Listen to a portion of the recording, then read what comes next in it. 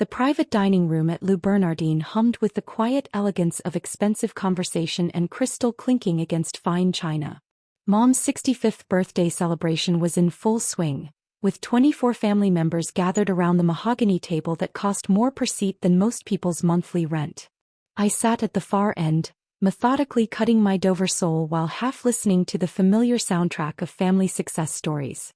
My sister Rebecca regaled the table with tales from her latest art exhibition in SoHo. My brother Marcus described his newest client, a tech billionaire who'd hired his architectural firm to design a compound in Malibu. And the commission alone, Marcus was saying, gesturing with his wine glass, will fund both kids' college tuitions at Harvard. Appreciative murmurs circled the table. Uncle Richard raised his glass in a toast to Marcus's continued success. Aunt Patricia beamed with family pride. "What about you, Natalie?" my cousin Jennifer asked from across the table. "Any exciting projects at the... Where do you work again?" All eyes turned to me. "Here we go. I work in tech consulting," I said quietly, taking another bite of fish. "Right, tech consulting," Rebecca repeated with that particular tone that made it sound like I'd said, professional couch sitting. "Still working from that little apartment, still driving that ancient Camry. Some people are just built for modest lives," Mom added, not unkindly, but with the resigned tone of someone who'd accepted a disappointing reality. "Not everyone can achieve great things." I kept eating, focusing on the perfectly prepared fish while my family discussed my limitations as if I weren't sitting 3 feet away. "The important thing," Dad said diplomatically, "is that Natalie is employed and independent. Not everyone needs to be a high achiever." "True," agreed Uncle Richard. "Someone has to do the ordinary jobs. It's nothing to be ashamed of." What they didn't know was that my ordinary job involved running Aurora Technologies, a cybersecurity firm that protected the digital infrastructure of 17 Fortune 500 companies, 12 government agencies, and the entire financial network of 3 small countries. We'd been acquired by Microsoft 18 months ago for $3.7 billion, though I'd retained controlling interest and continued as CEO. But to my family, I was Natalie who worked with computers, and lived in a tiny apartment, and drove an embarrassing car. They'd never asked for specifics about my work, preferring their assumption that I was the family's modest underachiever. "The point is," Mom continued, warming to her favorite topic, "success runs in families.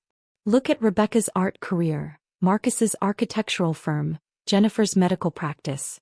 Success is genetic." "What about Natalie?" Jennifer asked innocently. Mom sighed dramatically. "Well, not everyone gets the success genes. Some people are just different." "Different how?" I asked quietly. "Oh, honey." Mom's voice carried that patient tone reserved for explaining obvious things to slow children. "You're 33 years old. You live in a studio apartment, drive a 15-year-old car, and work at some little computer company nobody's ever heard of." "I've never heard of your company," Rebecca added helpfully. "What's it called again?" "Aurora Technologies." "See? Nobody knows it. If it were important, we'd have heard of it." Marcus nodded sagely. "The really successful tech companies are household names. Microsoft, Google, Apple. If your company mattered, it would be famous." The irony was perfect. Microsoft had acquired us specifically because our cybersecurity innovations were too valuable to remain independent. Our technology protected their cloud infrastructure and powered their enterprise security division. "The truth is," Mom continued, her voice gaining the authority of someone delivering an uncomfortable but necessary truth, "some people are just born to be followers, not leaders. There's nothing wrong with being ordinary, Natalie. Not everyone can be special. You'll never amount to anything," she declared with the finality of a medical diagnosis. "And that's okay. The world needs regular people too." My sister nodded vigorously. "Some people are just born failures. It's not personal, it's just genetics. Mom and Dad had 2 successful kids and one normal one." I stayed quiet and kept eating my fish, letting their words wash over me like familiar background noise. This conversation happened at every family gathering with minor variations but the same central theme. I was the family disappointment who'd somehow failed to inherit the success genes. What made it particularly amusing was that I'd been supporting several of their successful ventures for years without their knowledge. Rebecca's SoHo gallery stayed afloat because I'd purchased most of her inventory through shell companies, then donated the pieces to museums for tax write-offs. Marcus's architectural firm had exactly one major client, a real estate development company I owned through a subsidiary. I'd learned early on that my family preferred me unsuccessful. When I tried to share my actual achievements, they dismissed them as exaggerations or misunderstandings. So I'd stopped trying and let them maintain their comfortable fiction. The thing about failure, Uncle Richard was saying, is that it's usually apparent early on. Some children show promise, others show limitations. Natalie always struggled with ambition, Mom agreed. Even as a child, she was content with mediocrity. Actually, as a child, I'd been content with learning. While my siblings focused on social success and family approval, I'd been teaching myself programming languages and building computers from spare parts. By 16, I was freelancing as a security consultant for local businesses. By 21, I'd founded Aurora Technologies in my dorm room. I think Natalie does her best, Aunt Patricia said kindly. Not everyone can be exceptional. Exactly, Mom beamed. We love Natalie just as she is, ordinary, struggling but trying hard. I was about to respond when our waiter, Thomas, approached the table carrying a cordless phone. Excuse me, he said politely, Miss Thompson? There's an urgent call for you. The table fell silent. Everyone stared as Thomas handed me the phone. Miss Thompson? There's an urgent call from Forbes magazine, Thomas announced clearly. I could have corrected him, told him to take a message, explained that business calls could wait until after dinner. Instead, I accepted the phone. This is Natalie Thompson. Miss Thompson, this is Sarah Williams from Forbes. I apologize for interrupting your evening, but we have a deadline situation with tomorrow's cover story. The entire table was listening now, forks suspended mid-air. What can I help you with? I asked. We need final approval on the headline for your feature. The editorial board is split between The Quiet Revolutionary, How Aurora Technologies' CEO Built a Cybersecurity Empire, and From Dorm Room to $3.7 billion, the Natalie Thompson story. Which do you prefer? 24 family members sat frozen, staring at me. Either headline is fine, I said calmly. You have editorial discretion. Perfect. And just to confirm, you're comfortable with us revealing your net worth? Our research shows approximately $2.4 billion after the Microsoft acquisition. Mom's fork clattered against her plate. That's accurate, I confirmed. Excellent. The photographer will meet you at Aurora's headquarters tomorrow at 9 a.m. for the cover shoot. Thank you for your time, Miss Thompson. I handed the phone back to Thomas, who disappeared discreetly. The silence around the table was absolute. Forbes. Rebecca's voice was barely a whisper. Cover story? Marcus added weakly. $2.4 billion? Mom's face had gone completely white. I returned to my fish, cutting another precise bite. Natalie, Dad's voice shook slightly. What was that phone call about? Forbes is running a cover story about Aurora Technologies tomorrow. They needed approval on the headline. But you said you work for some little computer company, Jennifer protested. I said I work in tech consulting. Aurora Technologies is a cybersecurity consulting firm. But, Mom struggled to form words. But you live in a tiny apartment. I live in a penthouse. It's just not flashy.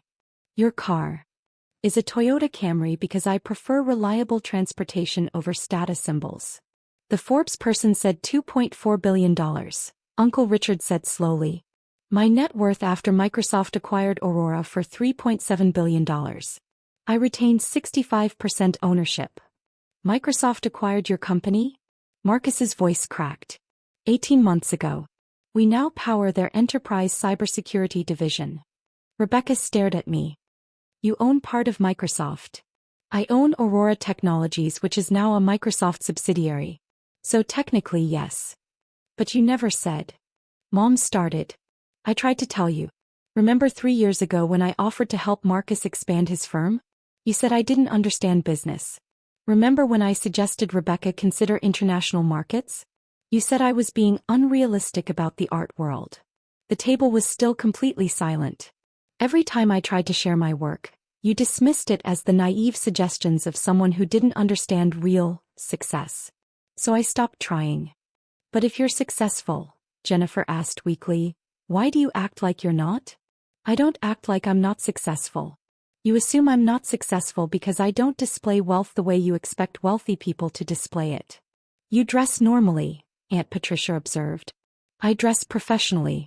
These clothes cost more than most people's monthly salary, but they're not designed to broadcast their price. Your apartment is a 4,000 square foot penthouse with a view of Central Park. It's just not decorated like a magazine spread. Why? Mom's voice was very small. Because I prefer substance over appearance. Because my work is more important than my image. Because I've learned that the people who matter don't judge success by surface displays. Dad cleared his throat.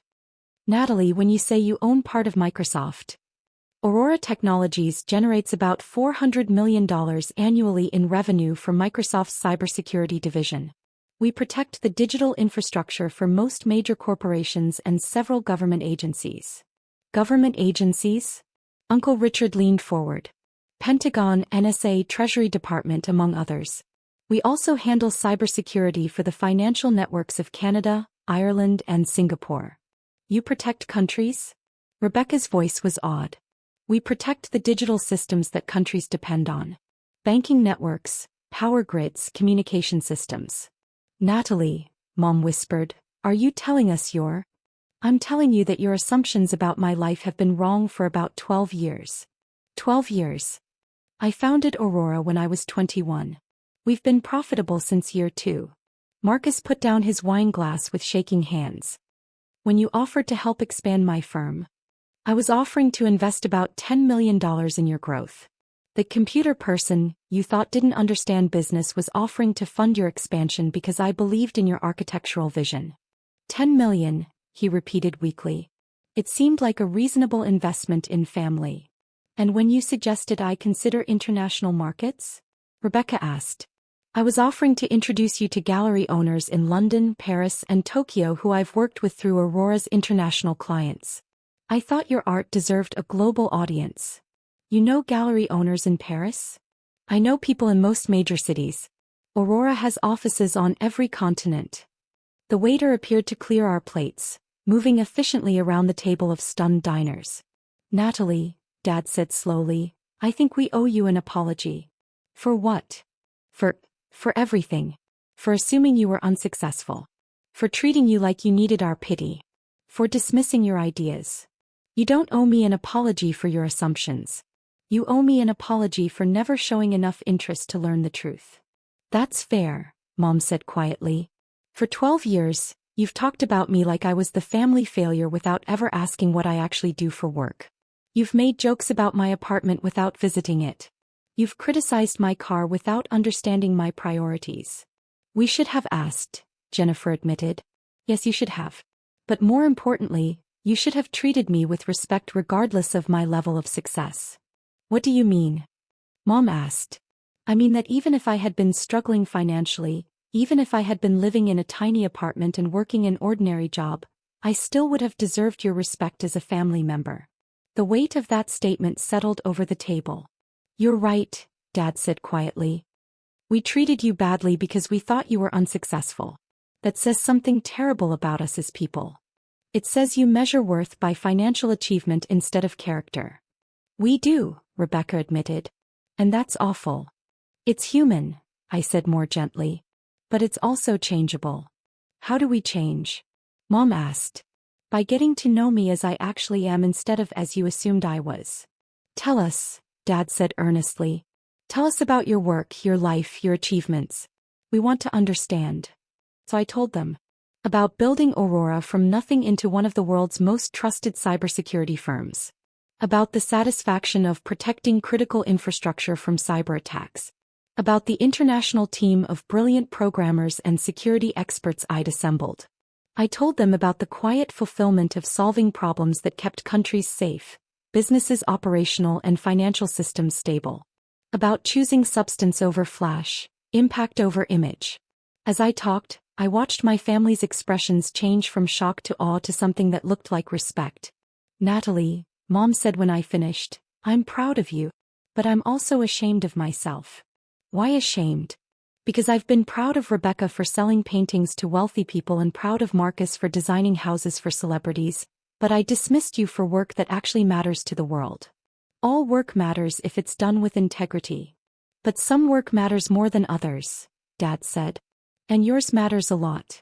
What matters most is that we're family. Success doesn't change that. But respect does, Rebecca said quietly. I haven't been treating you with respect and I'm sorry.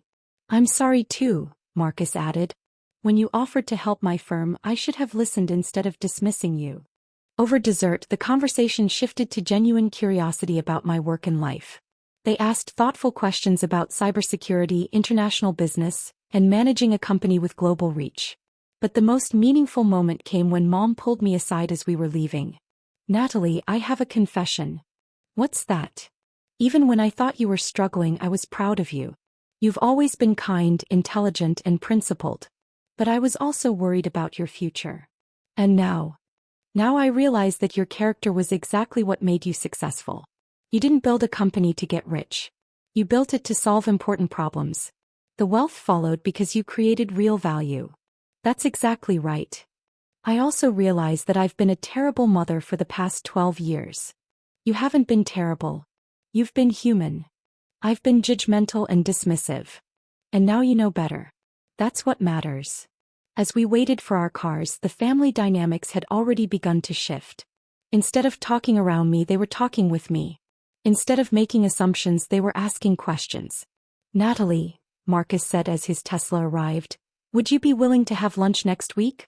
I'd love to hear your thoughts on some business expansion ideas. I'd like that. And I'd love to see your penthouse, Rebecca added. If you're comfortable having visitors. You're welcome anytime. 6 months later, I hosted Thanksgiving dinner at my actual home, the penthouse my family now knew I owned. The conversation around the table was completely different from previous family gatherings. Instead of success being a competition, it had become a collaboration. Marcus and I had partnered on a sustainable housing project that combined his architectural expertise with my technology resources. Rebecca was preparing for her first international exhibition, with introductions I'd facilitated to galleries in major cities.